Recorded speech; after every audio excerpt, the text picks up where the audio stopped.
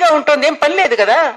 అందుకే మన పూర్వీకులు ఎప్పుడు కర్మని జ్ఞానాన్ని కలిపి, అమ్మ మెట్ల నిండా బొట్లు పెట్టు, అది ఊడువు, ఈ ముగ్గులయ్యి, ఈ భజన చెయ్యని ఎప్పుడు కూడా పనిలో ఎప్పుడైతే నియంత్రించబడతామో అప్పుడు మానసిక వికారాలకి తావు ఉండదు.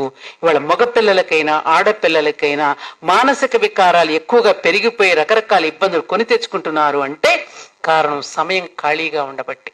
చూసుకోవటం, చెత్త ఎన్ని చూసుకోవటం, వాట్సాప్లో యూట్యూబ్లో ఖాళీగా ఉండడం, ఖాళీగా ఉన్న తర్వాత మానసిక వికారాలు పెరగడం, ఏదో తినాలని పెంచడం, తీసుకెళ్ళి ఆ ఫుడ్ ఏదో పనికిరాని ఫుడ్లు తినడం, ఆ పనికిరాని ఫుడ్ తినంతా ఏ గుణం పెరుగుతుంది వాళ్ళలో, ఏ రకాల వికారాలు పెరిగితే రాక్షస ప్రవృత్తి పెరుగుతుంది. దాంతో పసిపాపల మీద అత్యాచారాలు చేయటం. దీనికి అన్నిటి కారణం ఏమిటి? మనసును ఖాళీగా ఉంచటం, శరీరంతో ఖాళీగా ఉండడం వల్ల ఇవన్నీ వస్తున్నాయి.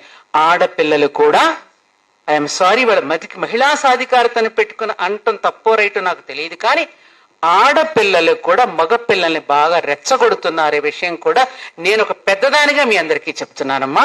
ఇది కేవలం ఆడపిల్లలే గొప్ప, మగపిల్లలంతా చెడిపోయారని కూడా నేను అంటలేదు. ఇవాళ ఆధునిక కాలంలో ఆడపిల్లలు కూడా స్త్రీత్వాన్ని కోల్పోతున్నారు, మాతృత్వాన్ని కూడా కోల్పోతున్నారు. అది కోల్పోతే ప్రమాదం వాళ్ళకే.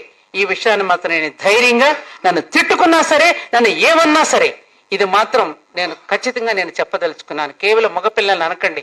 ఇవాళ మగపిల్లలే కుదురుగా ఉంటున్నారు ఆడపిల్లల కంటే, వాళ్లే సిగ్గుపడుతున్నారు కొన్ని విషయాల్లో. ఇది వాస్తవం.